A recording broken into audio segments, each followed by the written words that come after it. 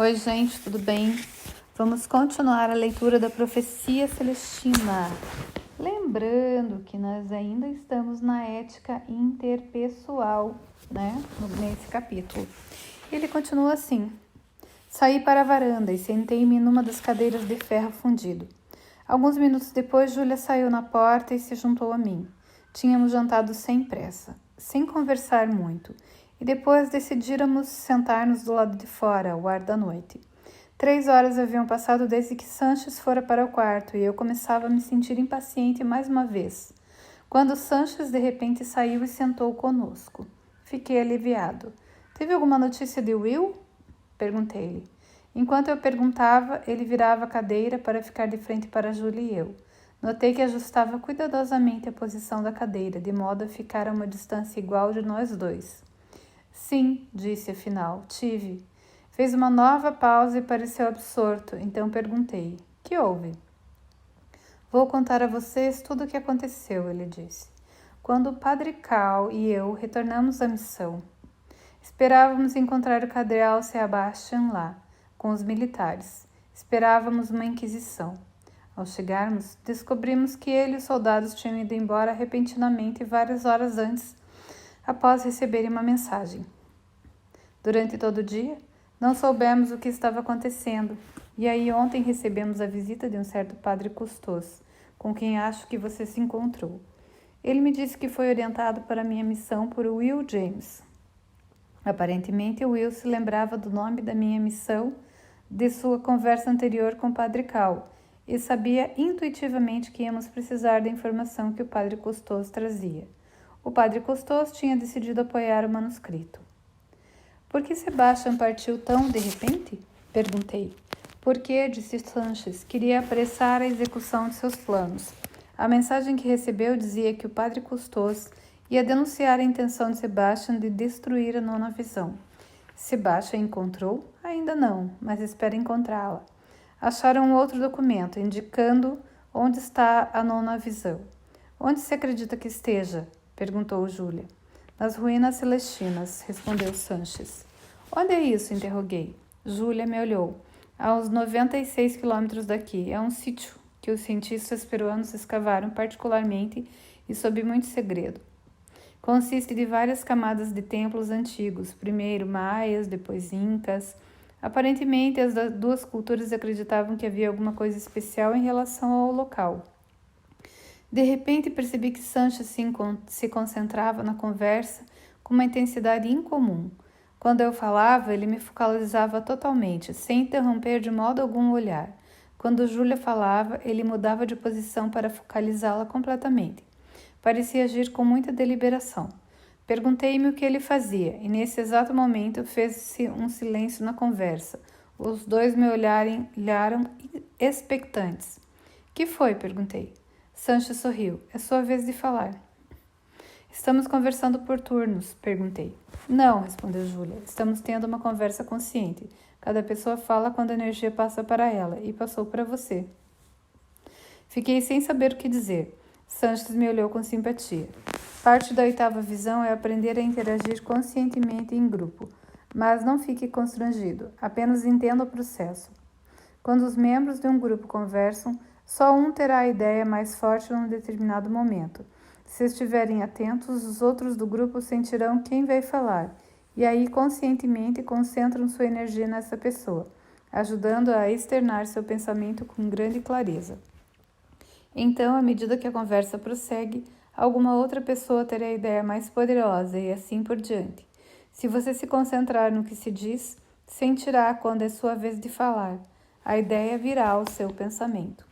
Sanches desviou os olhos para Júlia, que perguntou: que ideia lhe passou pela cabeça e você não manifestou? Tentei pensar. Eu me perguntava, disse afinal, por que o padre Sanches olhava com tanta intensidade para quem estava falando. Acho que queria saber o que isso significava. A chave para esse momento, disse Sanches, é falar na sua vez e projetar energia quando é a da outra pessoa. Muitas coisas podem dar errado, interveio Júlia. Algumas pessoas se inflamam quando estão em grupo, sentem a força de uma ideia e a manifestam.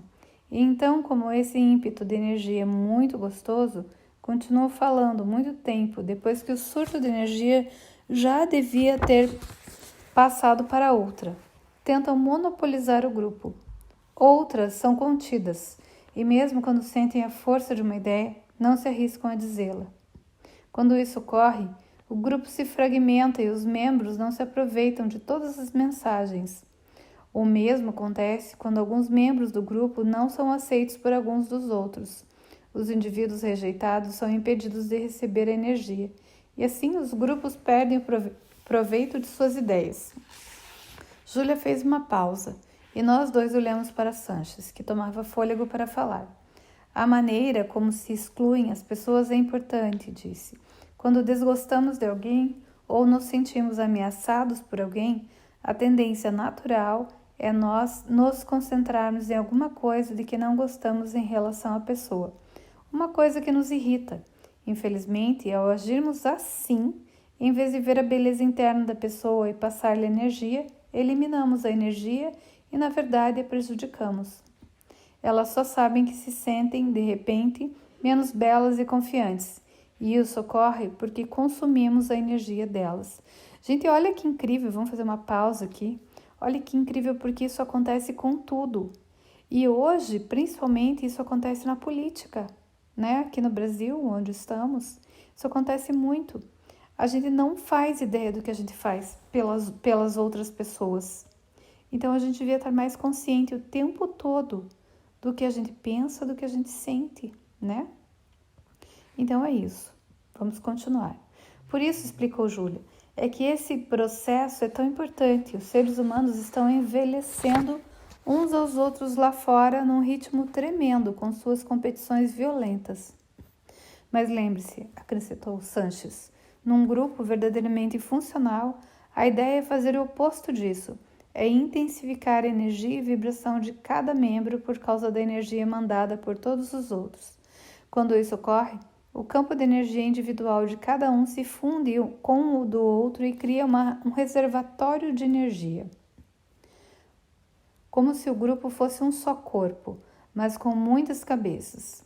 Algumas vezes uma cabeça fala pelo corpo, outras vezes a outra fala, mas num grupo funcionando assim, cada indivíduo sabe quando falar e o que dizer, pois vê verdadeiramente a vida com mais clareza.